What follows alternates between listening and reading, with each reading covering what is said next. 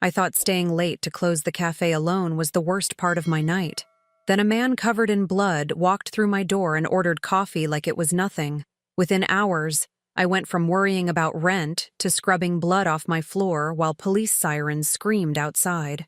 I had no idea that one cup of coffee would drag me into a war between mafia bosses, turn my quiet life into a nightmare of gunfire and threats, and somehow make me fall for the most dangerous man I'd ever met. What happened next changed everything. My sister spoke for the first time in 2 years.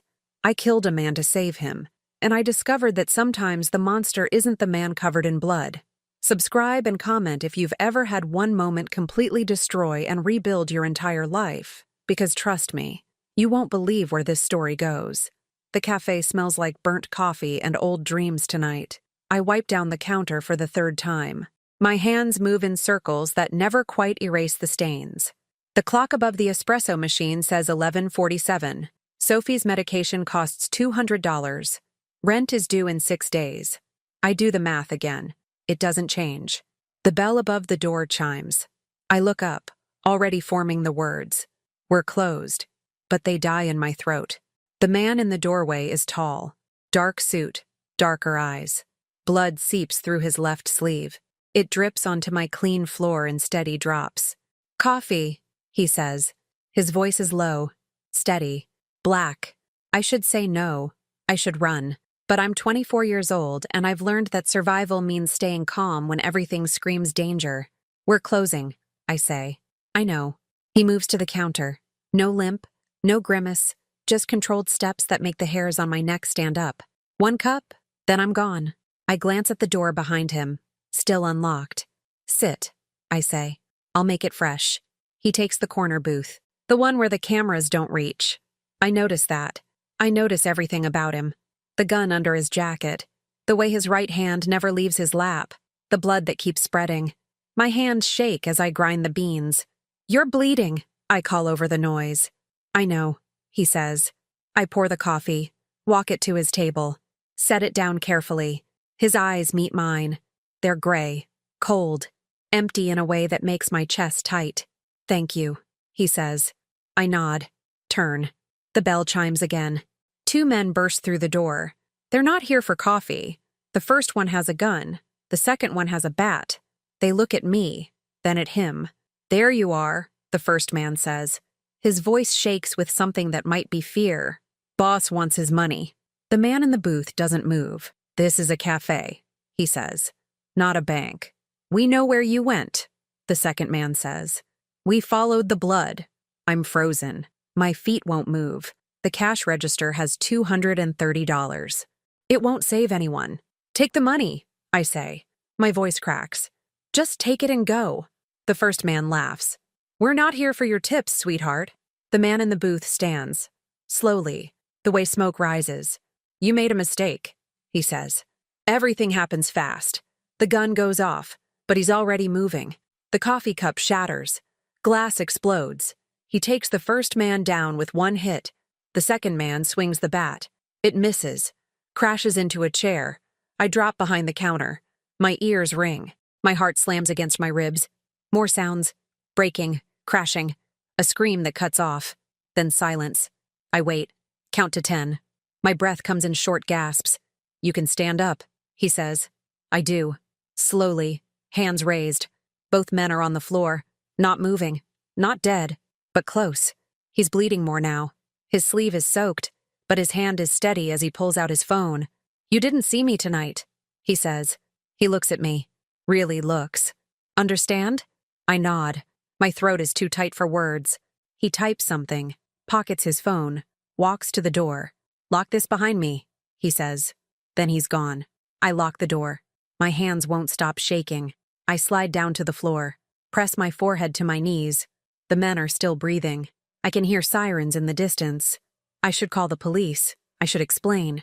But I remember his eyes, the way they emptied out. I grab my phone, dial 911, tell them there was a break-in, that I hid, that I didn't see faces. By the time the police arrive, I've practiced the story 6 times. They ask questions. I give answers.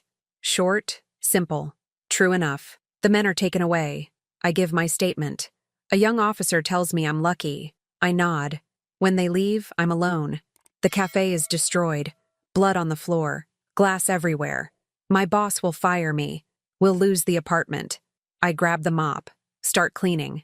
The blood is stubborn. It takes 3 passes. I'm almost done when I see it. A black leather glove. On the chair by the window. His chair. I pick it up. Hold it. The leather is soft. Expensive. I should throw it away, but I put it in my bag instead. The walk home takes 20 minutes. Sophie is asleep when I get there. Mrs. Chen from next door is watching TV. She takes the $40 I owe her. Asks no questions. Your sister was good, Mrs. Chen says. Ate her dinner. Did her homework. Thank you, I say. When she leaves, I check on Sophie. She's curled up with her stuffed rabbit. Her medication sits on the nightstand. 3 pills left. I sit on the edge of her bed, brush her hair back. She opens her eyes. Doesn't speak. She hasn't spoken in 2 years. Not since our parents died. It's okay, I whisper.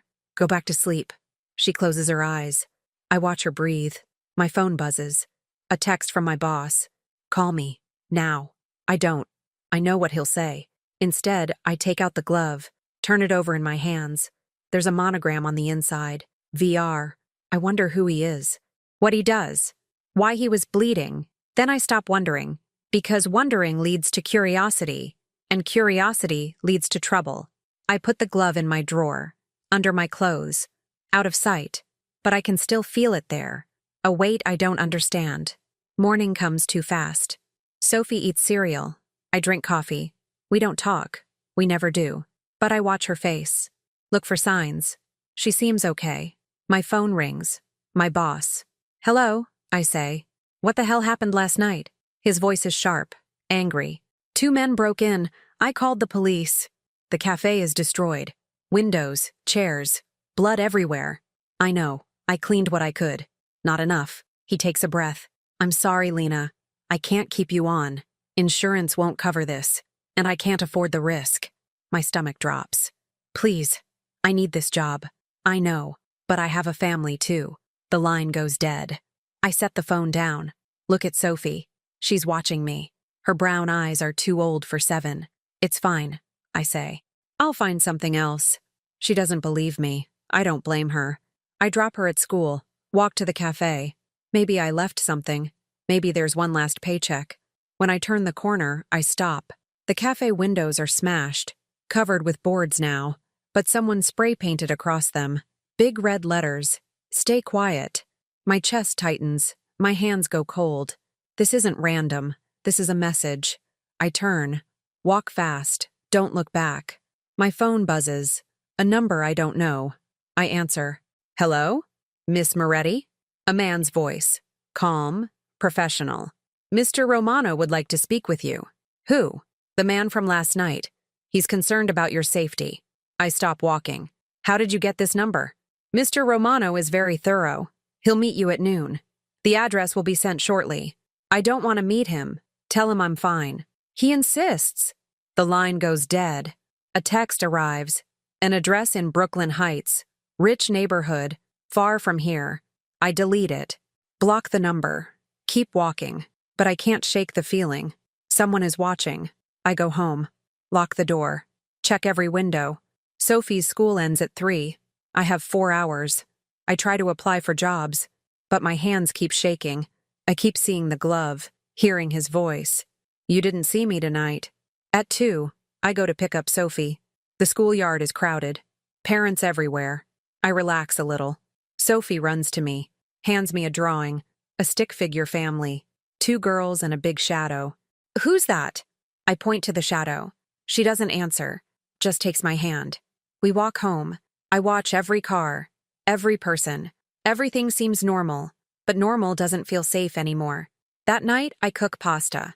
Sophie eats 3 bites. I eat nothing. My phone stays silent. Maybe they gave up. At 8, I put Sophie to bed. Check the locks again. Sit on the couch with my laptop. Search for jobs. Find 3 that might work.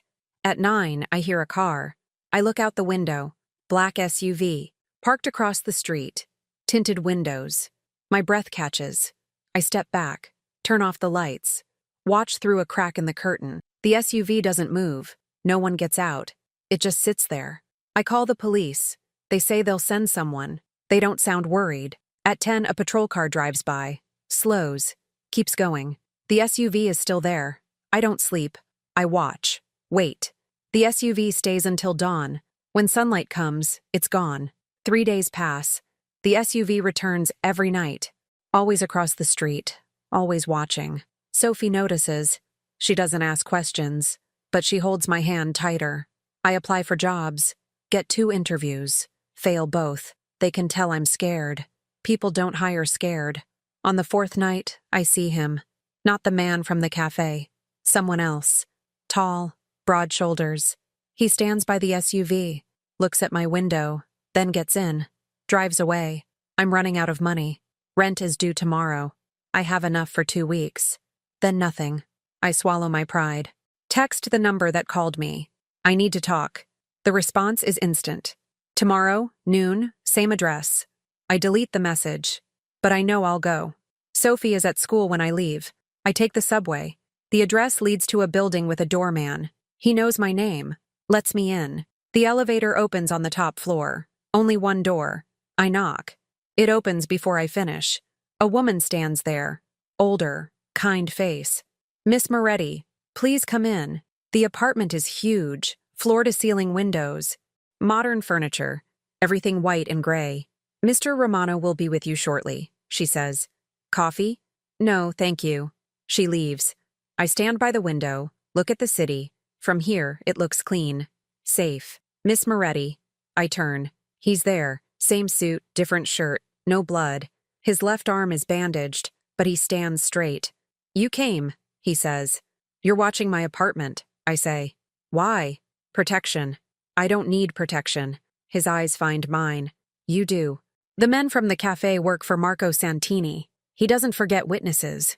My stomach drops. I didn't see anything. He doesn't believe that. Victor moves closer, not threatening, just present. He's looking for me. You're a loose end. Then leave me alone. Stop watching me. He'll forget. He won't. His voice is firm. I know him. He doesn't take chances. So what do you want? To keep you safe. I laugh. It sounds bitter. You don't know me. Why do you care? Something shifts in his expression. Not much. Just a flicker. Because you didn't run. Because you cleaned the blood. Because you could have told the police everything. I was scared. Fear makes people talk. You stayed quiet. So this is a reward? Being watched by your men? It's not a reward. It's necessity. I shake my head. I have a sister. She's 7. I can't bring this to her. You already have. He says it quietly, without cruelty. Marco knows where you live, what you look like, who you care about. My hands clench. Then what do I do? Let me help. How? Security? Money? Whatever you need until this is over. And then? Then you're free. I stare at him, try to read his face, but there's nothing there. No expression, no warmth. Why? I ask. Why help me? He doesn't answer right away. His eyes leave mine. Look at something I can't see. Because I couldn't help them, he says. His voice is different now. Quiet. Heavy. And I won't make that mistake again. I don't ask who they are. I can see it in his face. The ghosts he carries. I don't want your money, I say. Then what do you want? To be left alone. That's not an option anymore. It has to be. It's not. His voice hardens. Marco will come for you, soon. And when he does, you'll wish you accepted my help. You don't know that. I do. He steps closer. Because I know Marco. And I know what he does to people who cross him. I want to argue. But I can't. Because deep down, I know he's right. I need to think, I say. You have until tonight. Why tonight? Because that's how long you have. He pulls out his phone. Shows me a photo. 2 men, standing outside Sophie's school. They're watching her too. My breath catches. My chest tightens. No. Yes. He puts the phone away. So you can accept my help. Or you can wait for them to move. Your choice. I feel sick, scared, angry. This isn't a choice. It's the only one you have. I look at him. Really look. His face is hard. His eyes are empty. But his hand trembles. Just a little. Just enough. What do you get out of this? I ask. Nothing. I don't believe you. I don't care what you believe. His voice is cold again. I care that you and your sister stay alive. Why? He doesn't answer, just looks at me. And for a moment, I see something. A crack in the wall. Something human. Then it's gone. My man will follow you home, he says. He'll stay close. Don't try to lose him. I haven't agreed. You will. He turns, walks to the door, opens it. Because you love your sister more than you hate me. He's right. I do. I leave without another word. Take the elevator down. Walk outside. A man in a dark coat follows me. Keeps his distance. But I feel him there. I pick up Sophie. Hold her hand tight. Walk home. The man follows. Stays across the street. That night, the SUV is back. But now I know it's there to protect, not threaten. I don't sleep. I lie awake. Think about his words. His face. The way his hand shook. At 3 a.m, I hear it. Footsteps outside my door. Too close. Too fast. I grab my phone. Text the number. Someone's here. The response is instant. Don't open the door. I wake Sophie. Bring her to my room. Lock the door. We huddle on the bed. The footsteps stop. I hear voices. Low. Tense. Then silence. My phone buzzes. It's clear. They're gone. I don't respond. Just hold Sophie. She doesn't cry. She never does. But her fingers grip my shirt. At dawn, there's a knock. I look through the peephole. It's him. Victor. I open the door. He looks tired. Blood on his knuckles. What happened? I ask. 2 men tried to break in. We stopped them. Are they alive? For now. He looks past me. Pack a bag. You're coming with me. No. Yes. His voice leaves no room for argument. They know where you live. They'll come back. Next time, I might not be here. I can't just leave. You can. And you will. He steps inside. Pack. Now. Sophie appears in the hallway. She looks at him. Doesn't hide. Just stares. He looks at her. Something changes in his face. Softens. Just for a second. Hello, he says. His voice is different. Gentle. Sophie doesn't answer. But she steps closer. Looks at his hands. The blood. It's okay, he says. I won't hurt you. She believes him. I can see it. She walks past me. Stands in front of him. Points at his knuckles. I'm fine, he says. Just a scratch. She reaches out. Touches his hand. Carefully. My heart stops. She hasn't touched anyone except me in 2 years. Victor doesn't move. Just lets her. His jaw tightens. You should clean it, I say. My voice shakes. Later. He looks at me. Pack. We leave in 10 minutes. I want to argue, but Sophie is still holding his hand. And I know he's right. We're not safe here. Not anymore. I pack fast. Clothes, Sophie's medication, her rabbit. We're ready in 8 minutes. The drive is silent. Sophie sits between us, her hand still on his. I watch the city pass. Wonder where we're going. Wonder if I made the right choice. We pass the Brooklyn Bridge. Keep going. The buildings get bigger, nicer. Finally, we stop. A mansion. Tall gates. Guards everywhere. This is your home? I ask. Yes. It looks like a prison. It is. He gets out. Opens Sophie's door. But it's the safest prison you'll find. We walk inside. A woman meets us. The same one from the apartment. Elena. Miss Moretti. Welcome. Her voice is warm. I'll show you to your rooms. Rooms. Plural. Sophie looks around. Her eyes are wide. She's never seen anything like this. Victor watches her. His expression is unreadable. Elena will take care of you. Whatever you need, ask her. How long will we be here? I ask. Until it's safe. When will that be? He doesn't answer. Just looks at me. And I see it again. That crack. That hint of something human. I'll find out, he says. Then he leaves. Elena smiles. Come, I'll show you everything. We follow her upstairs, down hallways. The house is huge, empty, cold. Our rooms are connected. Sophie's has pink walls, toys, books. Someone prepared this. Who did all this? I ask. Mr. Romano, Elena says. He wanted her to feel comfortable. I look at the room, the effort, the care. Why? Elena's smile fades. Because he knows what it's like.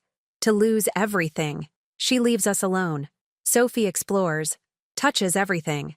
I sit on the bed, try to breathe. My phone buzzes. A text from an unknown number. Sleep well. You're safe now. I don't respond. But I save the number, because even though I don't trust him, I need him, and that terrifies me more than anything else. I don't sleep well. The bed is too soft, the room is too quiet. Every sound makes me jump. At 3 in the morning, I check on Sophie. She's asleep, her rabbit tucked under her chin. She looks peaceful, more peaceful than she's looked in months. I walk to the window, look out at the grounds, lights everywhere. Guards patrol. Their shadows move across the grass. This is safety, but it feels like a cage. I hear something, a sound from down the hall. Loud, harsh, screaming. I freeze. Listen. It comes again. A man's voice, raw with pain. Victor. I should stay in my room, mind my business. But my feet move anyway. The hallway is dark. I follow the sound. It leads to a door at the end, partially open. I stop, look through the crack. He's in bed, thrashing. His face is twisted. The screaming doesn't stop. No! His voice breaks. Please! Not them! I push the door open, walk to the bed. His eyes are closed. He's dreaming, living something terrible. Victor, I say. Quiet, careful. He doesn't wake, just screams again. His hand reaches out, grabs nothing. I touch his shoulder. Victor, wake up. His eyes snap open. His hand catches my wrist, fast, hard. His grip is like iron. It's me, I say. My voice shakes. Lena, you were dreaming. He stares at me. His eyes are wild, lost. Then recognition comes. His hand releases. I'm sorry, he says. His voice is rough. Did I hurt you? No. I step back, rub my wrist. You were screaming. He sits up, runs his hands through his hair. His chest rises and falls. Too fast. It happens, he says. Every night? Most nights. I don't know what to say, so I say nothing. Just stand there. You should go back to bed, he says. Do you want me to? He looks at me. Really looks. His eyes are different now. Not empty, just tired. No. I sit on the edge of the bed. Keep my distance. What were you dreaming about? The past. Your family? His jaw tightens. Yes. Elena said you lost them. I did. He stands. Walks to the window. 2 years ago. Marco sent men. They came at night. I was in the city, working. When I got home, they were gone. My chest tightens. I'm sorry. Don't be. Sorry doesn't bring them back. No, but it's all I have. He turns. Looks at me. You don't owe me anything. Especially sympathy. I'm not giving it because I owe you. I'm giving it because I understand. You don't understand. His voice is hard. Your parents died in an accident. Mine died because of me. Because of what I am. What are you? A monster. He says it without emotion, like it's a fact. I hurt people. I break things. And everyone I love pays for it. You're not a monster. You don't know me. No. But I know monsters. And they don't scream in their sleep. They don't have nightmares. They don't care. He's quiet for a long moment. Then he laughs. It's bitter. Empty. You're naive. Maybe. But I'm not wrong. He walks back to the bed. Sits. We're close now. I can see the exhaustion in his face. The weight he carries. You should hate me, he says. I ruined your life. Took you from your home. Put your sister in danger. You didn't do any of that. Marco did. Because of me. That doesn't make it your fault. Doesn't it? He looks at me. His eyes are gray. Storm clouds. Everything I touch breaks. Everyone I protect dies. Sophie and I are still here. For now. Then make it count. I don't know where the words come from, but they feel right. Stop waiting for us to die. Start keeping us alive. He's quiet. His eyes search mine, looking for something. Why do you trust me? I don't. Then why stay? Because I don't have a choice. And because Sophie does. What do you mean? I think about this morning, how she held his hand, how she looked at him without fear. She hasn't touched anyone in 2 years. But she touched you. That means something. It means she's a child. Children don't know danger. She's been through more danger than most adults. She knows. I stand. Get some sleep. Or try to. Where are you going? Back to my room. Wait. He stands too. Thank you. for waking me. You're welcome. I walk to the door. Stop. Victor? Yes? You're not a monster. Monsters don't scream. They make other people scream. I leave before he can respond. Morning comes slow. Sophie wakes early. I make her breakfast in the massive kitchen. Elena helps. Shows me where everything is. How long have you worked here? I ask. 5 years. Elena cuts fruit. Her movements are efficient, practiced. Since before the tragedy. You knew his wife? Maria. Yes. She was kind, gentle, the opposite of this world. How did she end up with him? Elena smiles. Love doesn't ask permission. It just happens. Even in the Mafia? Especially in the Mafia. She sets the fruit on a plate. Men like Mr. Romano need love more than anyone. Because they see so much darkness. Did it work? Did she change him? For a while, he was different with her. Softer. Happier. Elena's smile fades. But this life doesn't let you stay happy. It takes everything. Sophie appears in the doorway. She's wearing new clothes. A yellow dress that fits perfectly. Good morning, Elena says. You look beautiful. Sophie doesn't respond. Just sits at the table. I put food in front of her. She eats slowly, carefully. Victor walks in. He's dressed, clean, no sign of last night. Good morning. Sophie looks up, smiles. Actually smiles. My breath catches. I haven't seen her smile in so long. Did you sleep well? Victor asks. He's talking to Sophie. His voice is gentle again. She nods. Once. Good. He pours coffee. Looks at me. We need to talk. About what? Your situation, how long you'll be here, what happens next. Can we talk later? After Sophie finishes breakfast? Of course. He sits, drinks his coffee, watches Sophie eat. The silence is comfortable. Strange. We're 3 people who shouldn't be together. But somehow, we fit. After breakfast, Elena takes Sophie to the library, shows her books, games. Sophie goes willingly, holds Elena's hand. Victor and I walk to his office. It's large. Dark wood everywhere, books lining the walls. A desk that looks expensive. Sit, he says.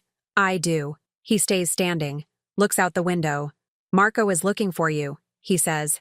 Actively. He has men searching, asking questions. What does he want? Information. About me. Where I go. Who I see. Victor turns. And revenge. For the men I heard at your cafe. What happens when he finds us? He won't. Not here. This house is protected. Secure. For how long? As long as necessary. I shake my head. I can't stay here forever. I need to work. Sophie needs school. We need our lives back. You'll get them back. When Marco is handled. How do you handle someone like that? He doesn't answer right away. His jaw tightens. There are ways. You mean kill him. I mean remove the threat. That's the same thing. Yes, it is. He walks to the desk. Sits across from me. Does that bother you? I don't know. I meet his eyes. Should it? Most people would say yes. I'm not most people. Not anymore. Something shifts in his expression. Interest. Maybe respect. No, you're not. So what do you need from me? Nothing. Just stay here, stay safe. Let me handle this. That's it? I just wait? Yes. I'm not good at waiting. Learn. His voice is firm. Because if you leave, you're dead. And so is Sophie. The words hit hard. True. Certain. I need to work, I say. I can't just sit here. Why? Because I need to pay you back. For everything. I don't want your money. Then what do you want? He's quiet. His eyes search mine. I don't know yet. The door opens. Rico walks in. The man from the SUV. The one who followed me. Boss, he says. We have a problem. Victor stands. What kind? Marco's men hit one of our warehouses. Burned it. Killed 3 guards. Victor's face goes hard. Cold. When? An hour ago. Where's the closest location to here? 10 miles. The Brooklyn dock. Double security. Move the shipments. And find out who talked. Already on it. Rico looks at me. She's the reason? Yes. He's making a point. I know. Victor's voice is ice. Make one back. Hit his club. Tonight. Rico nods. Leaves. I stand. This is my fault. No, it's not. He's attacking you because of me. He's attacking me because he's weak. and desperate. Victor walks to a cabinet, pulls out a bottle, pours 2 glasses. This was always coming. You're just the excuse.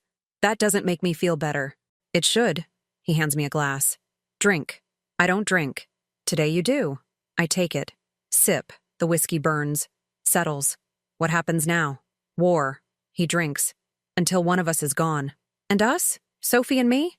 You stay here, under protection, until it's over. How long will that take? Weeks. Maybe months. My stomach drops. I can't stay here for months. You don't have a choice. There's always a choice. Not this time. He finishes his drink, sets the glass down. I know this isn't what you wanted, but it's what you have, so make the best of it. How? However you want. Read, rest, spend time with your sister. He walks to the door. Elena will help you. She's good at making the best of bad situations. Where are you going? To work. What kind of work? He looks back. His eyes are empty again, the kind that keeps you alive. Then he's gone. I sit alone, hold the glass, think about his words, about war, about months trapped here. Elena finds me an hour later. Come, she says. Let me show you something. I follow her upstairs, to a room I haven't seen. She opens the door. Inside are photos, dozens of them. A woman, a little boy, Victor with them, smiling, actually smiling. This is Maria, Elena says. She points to the woman, dark hair, beautiful, kind eyes. And that's Alessandro. He was 4. My chest tightens. Victor loved them, more than anything. Elena touches a photo. Victor holding his son, both laughing. He was different then, still dangerous, but human. What happened to him after? He died too. Not his body, but everything else. Elena looks at me. Until yesterday. What do you mean? When he saw your sister. Something changed. Just a flicker. But it was there. He's just being kind. Mr. Romano is never just kind. Everything he does has a reason. Elena walks to the door. Come, I'll show you where you can work. Work? He asked me to find you something. To keep you busy. I thought the kitchen. The kitchen? You were a barista. You know food. And this house needs better meals. She smiles. The staff will help, but you'll manage. He's giving me a job? He's giving you purpose. There's a difference. We go downstairs. Elena shows me the industrial kitchen. Huge, professional. Everything I need. Start tomorrow, she says. Today, rest. Settle in. Tomorrow you cook. I want to argue. But the truth is, I need this. Need something to do. Need to feel useful. Okay, I say. I'll do it. Elena smiles. Good. Mr. Romano will be pleased. Why does he care? Because he knows what it's like. To feel trapped, useless, waiting. Elena touches my arm. He's giving you what he wishes someone gave him. She leaves me alone. I stand in the kitchen. Look at the equipment. The space. For the first time since last night, I feel something other than fear. I feel hope. That night, Victor doesn't come home. Rico tells me he's handling business. That he'll be back tomorrow. Sophie and I eat dinner alone. She draws while I read. Normal things.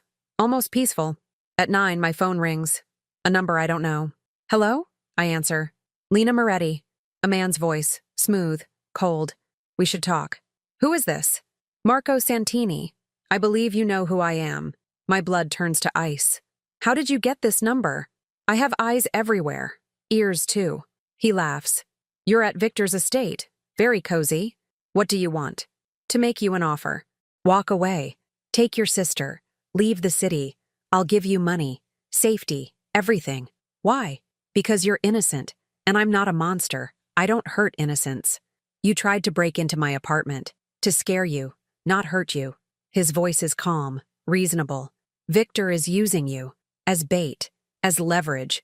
He doesn't care about you. He cares about winning. That's not true, isn't it? Ask yourself, why would a man like him help someone like you? Out of kindness? Marco laughs again. Men like us don't know kindness. We know strategy. I'm not leaving. Then you'll die. Victor can't protect you forever. And when I find you, I'll make sure your sister watches. The line goes dead. I drop the phone. My hands shake. My breath comes fast. Sophie looks up, sees my face, comes over. puts her hand on mine. It's okay, I say. My voice cracks. Everything's okay. But it's not. And she knows it. I text Victor. Marco called me, threatened Sophie. The response takes 5 minutes. I'm coming home. Don't leave the house. An hour later, he walks in. Blood on his shirt. Anger in his eyes. What did he say? His voice is hard. I tell him. Every word. His jaw tightens with each sentence. He's lying, Victor says. About the money, the safety, all of it. How do you know? Because I know him. He doesn't let loose ends walk away. Victor paces. He wants you scared. Wants you to run. Then he'll take you without a fight. What if he's right? What if you're using me? He stops. Looks at me. Do you believe that? I don't know what to believe. Then believe this. He steps closer. If I wanted to use you, I'd have done it already. I'd have put you in a room with Marco, forced you to talk, traded you for something I need. Why didn't you? Because you're not a tool. You're a person, and you deserve better than this world. But I'm in it anyway. Yes, because of me. And I'm sorry for that. His voice softens. Just a little. But I won't let him hurt you. Or Sophie. That's not strategy. That's a promise. I want to believe him. Part of me does. But the other part remembers Marco's words. Men like us don't know kindness. We know strategy. I need air, I say. Can I go outside? The grounds are safe. Stay within the walls. I nod. Walk out. The night air is cold. Sharp. I walk the paths. Look at the lights. Think about everything. I hear footsteps. Turn. Rico is there. Mr. Romano asked me to keep an eye on you. He says. I'm fine. I know. But he worries. Why? Rico is quiet for a moment. Because you remind him of her. Maria. The way you care about your sister. The way you try to stay strong. That's not fair to her memory. Maybe not, but it's true. Rico lights a cigarette. He's not a good man, but he's not evil either. He's just broken. Can broken men be fixed? I don't know, but I know they can try. We walk in silence. When we reach the house, Victor is waiting. He looks at me, something vulnerable in his eyes. Thank you, I say, for keeping us safe. You don't need to thank me. Yes, I do. He nods, turns, starts to leave. Victor? I call. He stops. Yes? Did Marco kill them? Your family? His shoulders tighten. Yes. Then finish this. Whatever it takes. I'll wait. He looks back. His eyes meet mine. And for a moment, the walls come down. I will, he says. I promise. That night, I sleep a little better. Not much, but enough. And when I wake, Victor is gone. But there's a note on my door. Stay safe. I'll be back.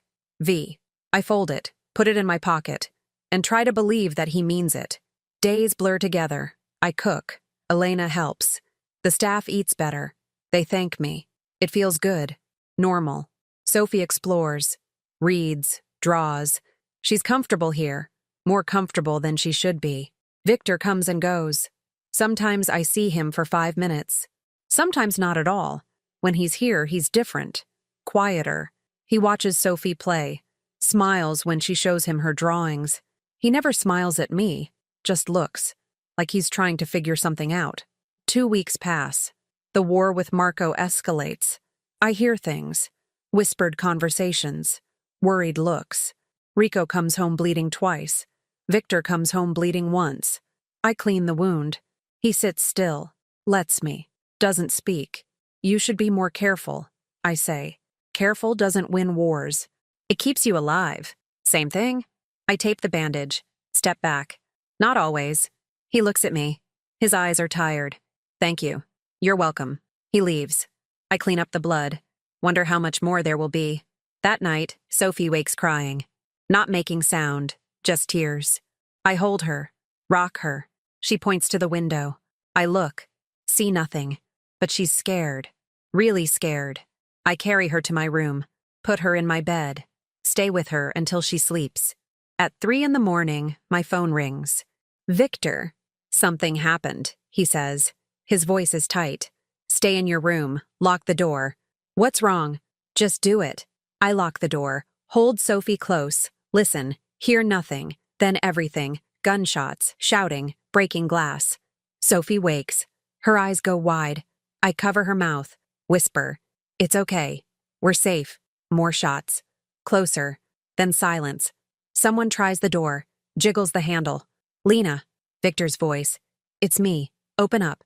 I do. He's there. Blood on his face. Gun in his hand. "Come with me. Now." "What happened?" "They breached the gate. Marco's men. We need to move." I grab Sophie. Follow him. We run down the hall, downstairs, into a room I've never seen. He presses a panel. A door opens. "Hidden. Inside," he says. "Where does it go?" "Safe room. Underground. You'll be secure there." "What about you?" "I'll handle this." "Victor. Go." He pushes us inside. The door closes. Locks. Everything goes dark. Then lights flicker on. The room is small. Concrete. Supplies everywhere. Food, water, weapons, a bed. Sophie clings to me. I hold her. Listen. Hear muffled sounds. Shots. Shouting. Then nothing. We wait. Minutes. Hours. I lose track. Finally, the door opens. Victor. He's covered in blood. Not all his. "It's over," he says. "They're gone." "How many?" "8 men. All dead." My stomach turns. "Did we lose anyone?" "2 guards. Wounded. They'll live." I step out. Sophie's still in my arms. "Is it safe?" "For now." He looks at me. Really looks. "I'm sorry, I should have seen this coming. It's not your fault." "It is. Everything is." He walks away. I follow. The house is damaged. Windows broken. Blood on the floor. Staff cleaning. Guards patrolling. Elena meets us. "Come, let me take Sophie." "No." Sophie's grip tightens. She won't let go. "It's okay," Elena says. "I'll stay with her. Both of you." We go upstairs. Elena makes tea. Sophie sits close. "Won't let me go." "This is getting worse," I say. "Not better." "Yes." Elena doesn't lie. "But Mr. Romano won't stop. Not until Marco is dead." "How many more attacks?" "As many as it takes." That's not an answer. It's the only one I have. Victor appears in the doorway. He's showered, changed, but the exhaustion shows. "Can I talk to you?" I look at Sophie. She nods, lets Elena take her hand. They leave. Victor sits, runs his hands through his hair. "This can't continue. Not with you here, not with Sophie. Where else would we go? Somewhere safe. Out of the city. I have a house upstate, secure, remote. You want us to leave? I want you alive. What about you?" "I stay. I finish this." "Alone?" "I have men. I don't need—" "I'm not talking about men." I sit across from him. "I'm talking about you. Alone. Fighting a war. What happens when you win?" "If you win, I'll have peace." "Will you? Or will you just have nothing?" He's quiet. His jaw works. "That's not your concern." "Yes, it is. Because Sophie cares about you. And so do I." The words surprise me. Surprise him too. His eyes find mine. "You shouldn't." "Too late." "Lena, don't." I stand. "Don't tell me what I should feel. I know what this is. I know who you are." But Sophie smiled. "For the first time in 2 years. Because of you. That's not enough. It is for her. And right now, that's what matters." He stands too. We're close. Too close. I can see every line on his face. Every scar. "This world will destroy you. Maybe. But leaving will definitely destroy Sophie." "How do you know?" "Because I know her. She's found something here. Safety. Comfort. Someone who understands." I pause. "She lost her father. You lost your son. You need each other." His breath catches. "Just once." "Don't." "Don't what?" "Don't make this about them. About what I lost." "Why not?" "It's true." "Because it hurts." His voice breaks. Just a crack. But I hear it. Every time I look at her, I see him. And it hurts. I reach out. Touch his arm. "Then let it hurt. Let yourself feel it. Because ignoring it won't make it go away." He looks at my hand. Then at me. "You don't understand." "I understand more than you think. I lost my parents. I watched Sophie stop speaking. Stop living. I know what loss does." "Then you know there's no coming back from it." "No. But you can move forward. If you let yourself." He pulls away. Walks to the window. "You're asking me to be someone I'm not. I'm asking you to be someone you were. Before all this. That person is dead." "No, he's just buried. Under anger and guilt and pain." He doesn't respond. Just stares out at the grounds. the damaged gate, the evidence of war. Stay, I say. Let us stay. Not because you have to, because you want to. I don't know what I want. Then figure it out. But don't send us away because you're scared. He turns. His eyes are stormy. I'm not scared. Yes, you are. You're terrified. Of caring. Of losing again. Of being happy. Happiness isn't for men like me. Says who? Everyone. The world. God. Maybe they're wrong. He laughs. It's bitter. Empty. You're naive. And you're a coward. The words hang there, sharp, cutting. His face hardens. Careful. Or what? You'll send us away? You already tried that. I step closer. You want to know what I think? I think you're more afraid of us staying than leaving. Because if we stay, you might actually have to try. Try what? To live. To be more than this war. This revenge. This endless cycle of violence. He's quiet. His fists clench, unclench. You don't know what you're asking. Yes, I do. I'm asking you to be brave, for once, to choose something other than death. I can't. You can. You just won't. I leave before he can respond. Walk upstairs. Find Sophie. Hold her. Elena watches us. Says nothing. That night, Victor doesn't come to dinner. Or the next night. Or the night after. Rico says he's working, planning. I don't ask more. Sophie notices. Looks for him. I see her waiting by the window, watching for his car. On the fourth day, she stops eating. Just pushes food around. Stares at nothing. What's wrong? I ask. She doesn't answer. Just looks at me. Her eyes are sad. Lost. You miss him. She nods. Me too. She takes my hand. Squeezes. And I realize something. We're not just staying for safety anymore. We're staying because this place, this man, became something we didn't expect. Home. That night, Victor comes back. It's late, past midnight. I'm still awake, reading in the library. He walks in, looks surprised to see me. You should be asleep. So should you. He pours a drink. Sits. We don't speak, just exist in the same space. Finally, he says, I'm sorry. For what? For avoiding you. For being angry. For everything. You don't need to apologize. Yes, I do. He drinks. You were right. I was scared. I am scared. Of what? Of this. Of you. Of feeling something again. My heart pounds. What do you feel? He looks at me. His eyes are different. Not empty. Not hard. Just honest. I don't know yet. But it's there. That's enough. Is it? For now. We sit in silence. It's comfortable. Safe. Like we've known each other for years. Not weeks. Sophie missed you, I say. I missed her too. Just her? He looks at me. A hint of a smile. No, not just her. My breath catches. Victor. The door bursts open. Rico. His face is pale. Boss, we have a problem. Victor stands. What? Paul. Lena's ex. Marco has him. My stomach drops. What? He was picked up 2 hours ago. Marco's men. They're using him to get to you. I don't care about Paul. Marco doesn't know that. Rico looks at Victor. He's offering a trade. Paul for Lena. Tomorrow. Midnight. Victor's face goes cold. No. He'll kill Paul if we don't agree. Let him. Boss. I said no. Victor's voice is ice. Paul betrayed us. Sold our location. He deserves what he gets. I stand. He's still a person. A stupid person. But he doesn't deserve to die. He knew the risk. So did I. But you saved me anyway. Victor looks at me. His jaw tight. This is different. How? Because I don't care about Paul. The words should hurt. But they don't. Because I hear what he's not saying. I care about you. We can't trade her, Rico says. Marco will kill them both. I know.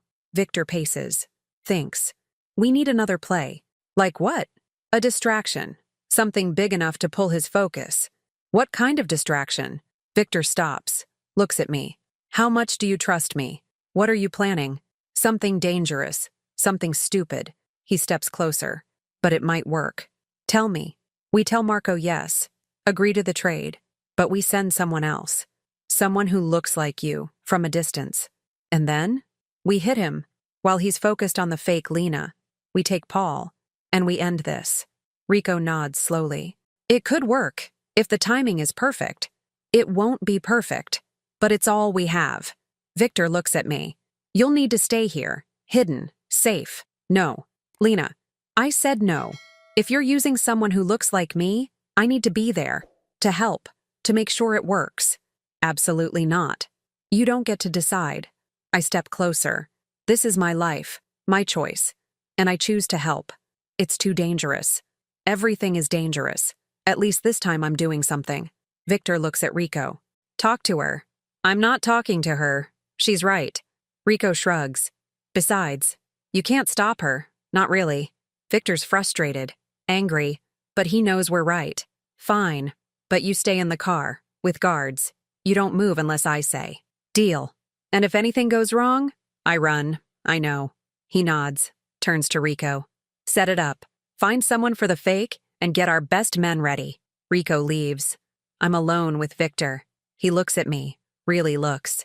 If something happens to you, it won't. But if it does, then Sophie will be safe here, with Elena, and you'll keep your promise to protect her. That's not enough. It has to be. He steps closer. We're inches apart. I can feel his breath, his heat. You're infuriating. So are you. You don't listen. Neither do you. You're reckless. And you're a hypocrite. His hand comes up, touches my face, gentle, careful. You're also brave and stubborn and completely unpredictable. My heart races. Is that good or bad? I don't know yet. We stand there, close. Something builds between us. Tension, heat, want. Then he steps back. Get some rest. Tomorrow will be long. I nod. Can't speak. Watch him leave. Touch my face where his hand was. Something shifted tonight. Something big. And I don't know if that terrifies me or thrills me. Maybe both. The next day moves too slow. Sophie senses something. She clings to me. Won't let go. I have to go out tonight, I tell her. But I'll be back. I promise. She shakes her head, holds tighter. Elena will be here, and Victor will keep me safe. She looks at me. Her eyes are scared. Then she does something she hasn't done in 2 years. She speaks. Don't go. Her voice is small, broken, beautiful. I start crying. Can't help it. Sophie, don't go. She says it again. Please. I hold her. I have to, but I'll come back, I swear. Promise? I promise. She's quiet, then nods. Okay. Elena comes, takes Sophie. I watch them go. My chest aches. Victor finds me. She spoke. Yes. Because of you. Because she's scared. Fear can break silence. He touches my shoulder. Are you ready? No. But let's go anyway. We drive. Rico is there. 2 other men. Armed. Ready. The fake Lena is a woman named Maria. Dark hair. Similar build. From a distance, she'll work. The meeting point is an abandoned warehouse. Classic. Predictable. But Marco likes to make statements. We park a block away. Victor turns to me. Stay here. Windows up. Doors locked. If anything happens, Rico drives you back. I will. I mean it, Lena. So do I. He looks at me. Something unspoken passes between us. Then he's gone. Maria follows. 2 men with them. I watch through binoculars. See the warehouse. Lights inside. Movement. Rico sits next to me. Gun ready. This is a bad plan. All plans are bad. True. We wait. Time crawls. My hands sweat. My heart pounds. Then I see them. Marco's men. 4. No. 6. They're surrounding the building. There's too many, I say. Rico sees. Curses. Grabs his radio. Boss. 6 hostiles, not 4. Abort. Static. Then Victor's voice. Too late. We're committed. Boss. Just be ready. I see Maria walk into the light. Hands up. She looks scared. Good. Convincing. Marco steps out. Tall. Handsome. Evil. He looks at Maria. Laughs. Nice try, he says. His voice carries. But I know Lena Moretti, and that's not her. Everything stops. Maria runs. Victor appears. Shoots. Marco ducks. His men return fire. Chaos. Go! I yell at Rico. Help them! I can't leave you. I'm fine. Go! He hesitates, then runs. I'm alone. I watch the fight. See Victor moving, shooting, taking down men. Then I see it. Someone behind him. Gun raised. I don't think. Just move. Grab Rico's spare gun from the seat. Run. The warehouse is loud. Gunfire everywhere. I find Victor. He's pinned. 3 men. He can't see the 4th. I raise the gun. My hands shake. I've never fired a gun. Never killed anyone. But I pull the trigger. The man drops. Victor turns. Sees me. His eyes go wide. "What are you doing?" "Saving you." He grabs me, pulls me behind cover. "I told you to stay in the car." "You're welcome." More shots. Glass breaks. Then silence. Victor looks out. Clear. We stand. Bodies everywhere. Marco is gone. So is Paul. But we're alive. Rico runs up, sees me, curses. "You were supposed to stay." "She saved my life," Victor says. His voice is strange, soft. "She could have died, but she didn't." Victor looks at me. "Why did you do that?" "Because I had to." That's not an answer. It's the only one I have. We drive back. No one speaks. My hands still shake. I shot someone, killed them, and I don't feel guilty, just numb. At the house, Victor pulls me aside. "Don't ever do that again." "Do what?" "Risk yourself for me." "Why not?" "Because..." He stops, struggles. "Because I can't lose anyone else." "You won't lose me. You don't know that." "Neither do you." He's close now. Too close. His hand touches my face. "You're impossible." "So I've heard." He leans in. His forehead touches mine. We breathe together, exist together. Then he pulls back. "Get some rest. We'll talk tomorrow." But we both know we won't. Because talking isn't what we need anymore. Sophie is waiting when I walk in. She runs to me, wraps her arms around my waist, holds on like I might disappear. "I'm okay," I whisper. "I'm here." She pulls back, looks at my face. Her eyes are wet. "You promised." "I know, and I kept it." "You could have died." The words sound strange, old, coming from a 7-year-old who just found her voice. "But I didn't." She nods, but she doesn't let go. Elena appears, takes her hand gently. "Come, let's get ready for bed." Sophie looks at me. "Will you come?" "In a few minutes, I promise." She leaves. I sit on the stairs, put my head in my hands. Everything catches up. The fear, the gunfire, the man I killed. I start shaking. Can't stop. Victor sits next to me. Doesn't speak. Just sits. His presence is solid. Real. Safe. "I killed someone," I say. "I know. I should feel worse. Guilty. Something." "You feel what you feel. There's no right way." "Does it get easier?" "No. It just becomes part of you." I look at him. "How many people have you killed?" "Too many to count." "Does it haunt you?" "Every night." His voice is quiet. Heavy. "But the ones that haunt me most aren't the ones I killed. They're the ones I couldn't save." I think about his family. The photos. The screams in the night. Maria and Alessandro. "Yes. Tell me about them, please." He's quiet for a long time. Then he speaks. "Maria was a teacher. Elementary school. She believed in second chances. In redemption. She saw something in me I didn't see." "What?" "Humanity. Potential. A future beyond this life." "Did you love her?" "More than anything." His voice cracks. Just slightly. "And Alessandro. He was 4, loved dinosaurs, wanted to be a paleontologist. He'd spend hours digging in the garden, looking for bones." My chest tightens. "He sounds wonderful." He was. They both were. Victor stands, walks to the window. "Marco took them to hurt me, to make a point.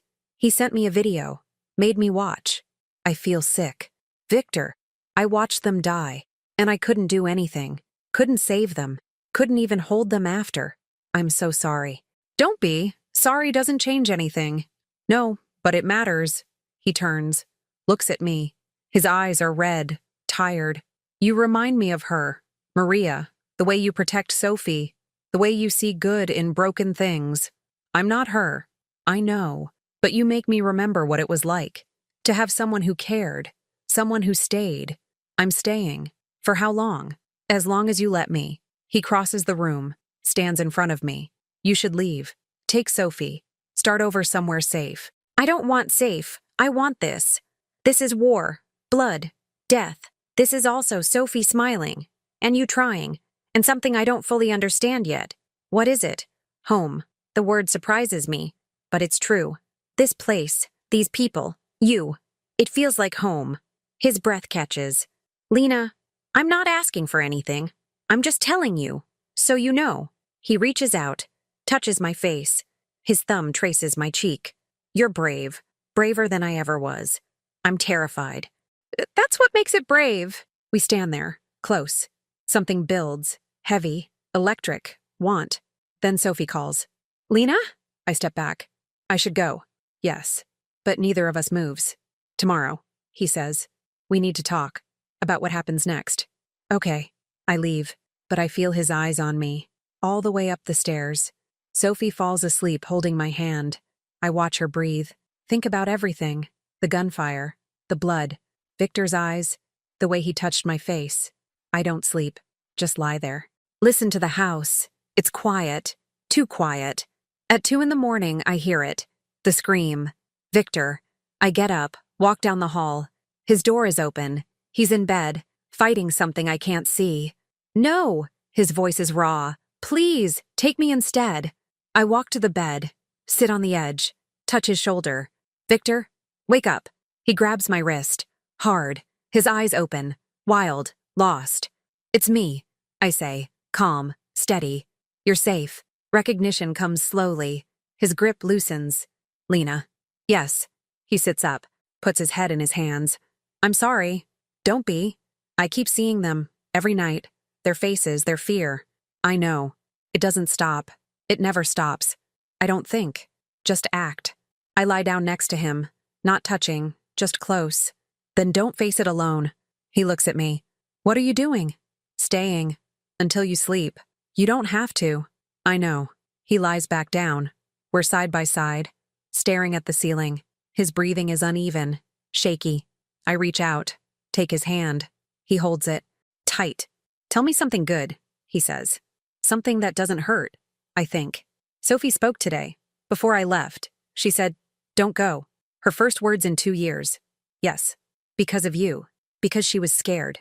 Because she needed to. She loves you. I love her too. What else? His voice is quieter now. Calmer. Elena makes the best coffee. Better than anything I made at the cafe. He almost smiles. Don't tell her that. She'll never let you forget. Too late. We're quiet. His thumb moves across my knuckles. Gentle. Absent. What about you? He asks. What's something good in your life? I think about lying. But don't. This. Right now. Being here. Here? With you. His breath hitches. Lena. I know it's complicated. I know you're broken. I know this is dangerous. I turn my head. Look at him. But it's still good. He turns too. We're facing each other now. Inches apart. You don't know what you're saying. Yes, I do. I'm not a good man. I don't need good. I need real. I'll hurt you. Maybe. But you'll also protect me. Save me. Care about me. That's not enough. It is for me. He reaches out, touches my face. His hand trembles. I don't deserve this. You. Probably not, but I'm here anyway. He leans in, slowly, giving me time to pull away. I can't, don't want to. His lips touch mine. Soft. Careful. Like I might break. I kiss him back. Pour everything into it. Fear, want, hope, need. He pulls me closer. His hand in my hair. The kiss deepens, changes, becomes something more. When we break apart, we're both breathless. This is a mistake, he says. I don't care. I do. Why? Because I'll lose you too. And I can't survive that again. Then don't lose me. Hold on. His forehead touches mine. I don't know how. Learn. With me. We lie there, holding each other, not speaking, just existing, together. Eventually, he falls asleep. His breathing evens out. His grip relaxes. I stay. Watch him. This man who's seen too much, lost too much, but still tries. And I realize something. I don't just care about him. I'm falling for him. Hard, fast, completely. It's terrifying, and perfect, and absolutely insane, but it's real. Morning comes. Victor wakes first, sees me there. His eyes soften. You stayed? I said I would. Thank you. You're welcome. We get up, go downstairs. Sophie is eating breakfast. She sees us together, smiles. Really smiles. Elena notices too. Says nothing. Just pours coffee. But I see the approval in her eyes. Rico walks in. Stops. Looks between us. So, this happened. Nothing happened, Victor says. Right. And I'm the Pope. Shut up, Rico. Rico grins. Boss has a girlfriend. Never thought I'd see the day. I'm not his girlfriend, I say. Yet, Rico says. He grabs coffee, leaves whistling. Victor looks at me. Sorry. Don't be. He's right. About what? The yet. Something shifts in his expression. Warmth. Hope. You're impossible. You've said that before. It's still true. We eat. Sophie chatters. Actually talks. About her drawings. Her books. The garden she wants to plant. Victor listens. Engages. Laughs. Really laughs. It's perfect. Almost normal. Like we're a family. Then Rico returns. His face is serious. Boss. Marco's dead. The room goes silent. What? Victor stands. His body was found an hour ago. Warehouse on the docks. Single gunshot. Head. Who? We're not sure. But his organization is collapsing. Fighting over who's in charge. Victor sits. Slowly. He looks stunned.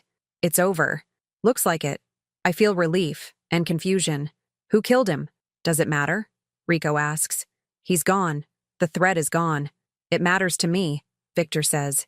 I wanted to be the one. Why? I ask. Revenge? Justice. For Maria. For Alessandro. And now? He's quiet. Looks at Sophie.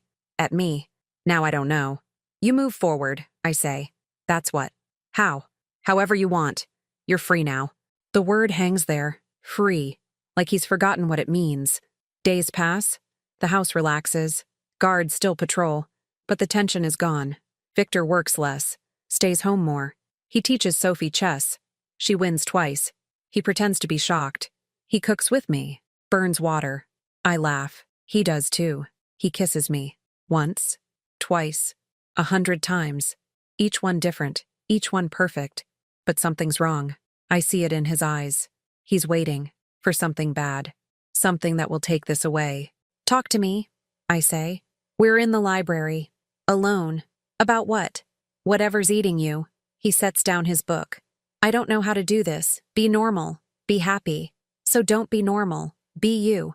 That's the problem. I don't know who that is anymore. Then figure it out. You have time now. Do I? Yes. He stands. Paces. What if I can't? What if I'm too broken?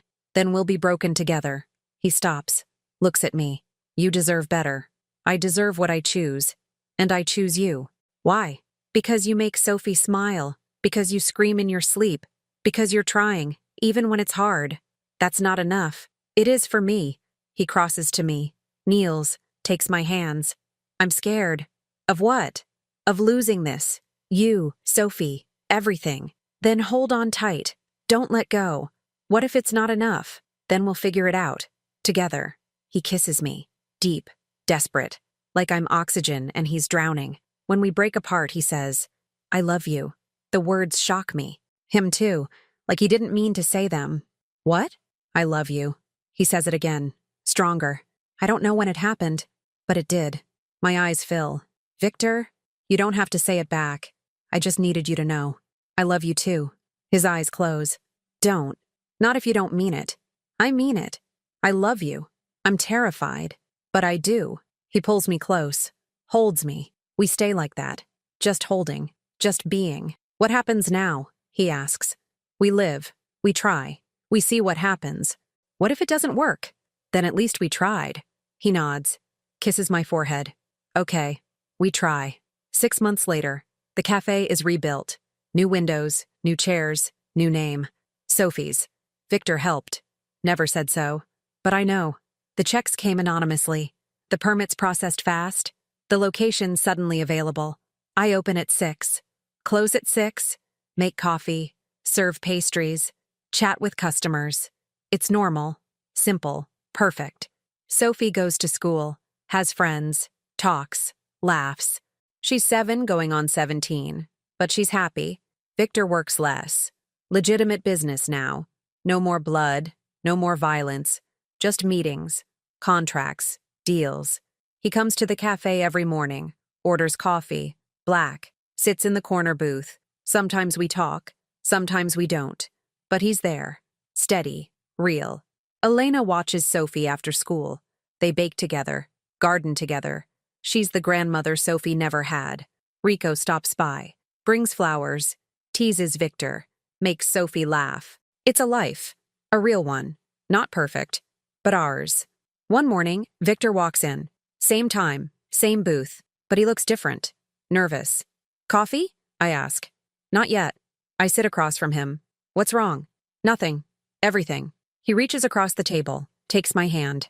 I want to ask you something. My heart pounds. Okay. Move in with me. You and Sophie. Officially. Make the house a home. I stare at him. Are you serious? Yes. Why? Because I love you. Because Sophie loves you. Because we're already a family. We just haven't made it official. My eyes fill. Victor, you don't have to answer now. Just think about it. I don't need to think. No? No. Yes. We'll move in. His face breaks into a smile. Real. Genuine. Beautiful. Really? Really. He stands. Pulls me up. Kisses me. Right there in the cafe. In front of customers. Everyone. I kiss him back. Don't care who sees. Don't care about anything except this moment. When we break apart, the cafe is silent. Then someone claps. Then everyone. We laugh. Embarrassed. Happy. I have one condition, I say. What? Sophie gets a dog. Deal. That night, we tell Sophie. She cries. Happy tears. Hugs Victor. Calls him dad. He cries too. Doesn't hide it. Just holds her. Holds us both. We move in the next week. Sophie picks her room. The one with pink walls. The one Victor made for her before. I take the room next to Victor's. He protests. Wants me in his. But I'm not ready. Not yet. He understands. Doesn't push.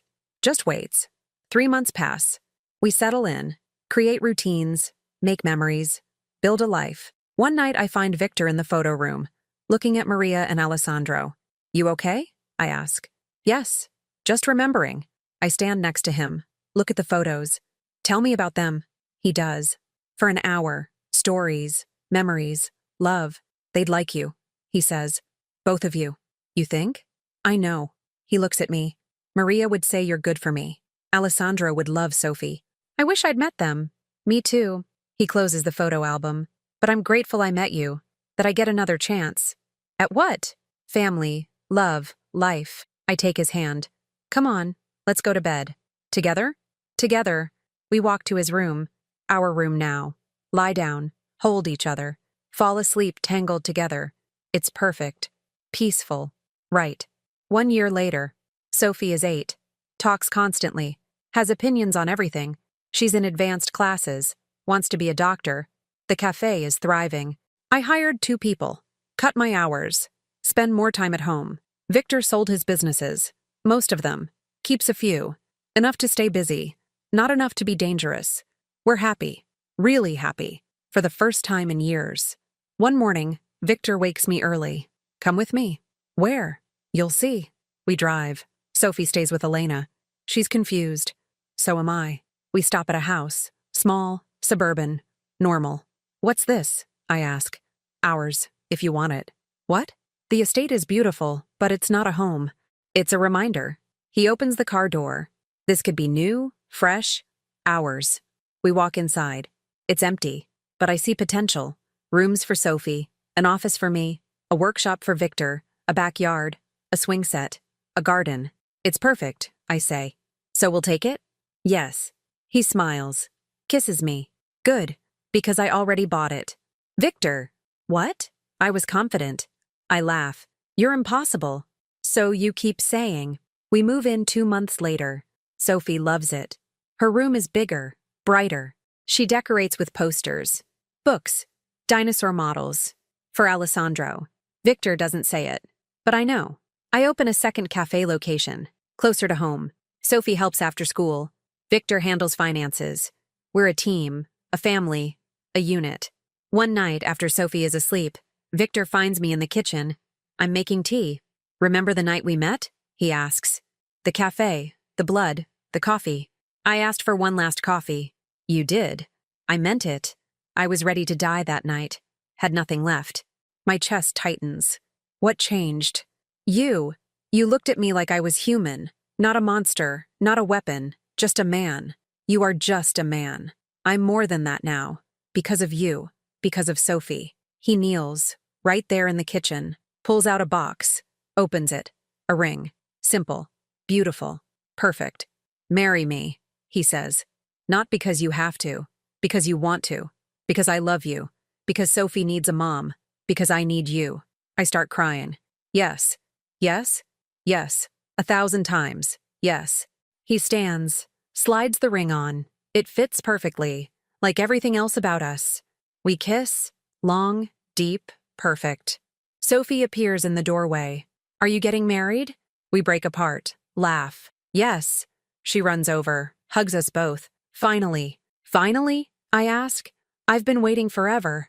Victor laughs. Sorry, we're slow. It's okay. You're worth it.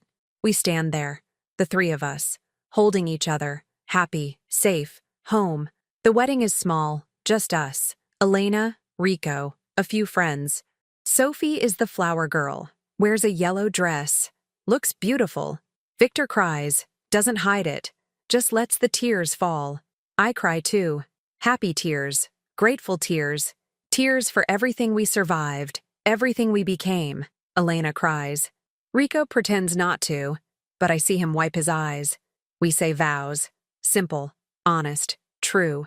I promise to stay, I say. Through everything, good and bad, light and dark. I promise to love you, always. I promise to try, Victor says, to be the man you see, not the monster I was. I promise to protect you, and Sophie, and whatever comes next. We kiss. Everyone claps. Sophie throws flowers. The dog barks. It's chaos. And perfect. That night we're alone. Sophie is at Elena's, for the weekend. Mrs. Romano, Victor says. He's smiling, really smiling. That's me. How does it feel? Right. Terrifying. Perfect. Same. We lie in bed, hold each other, talk about nothing, everything, the future, the past, dreams.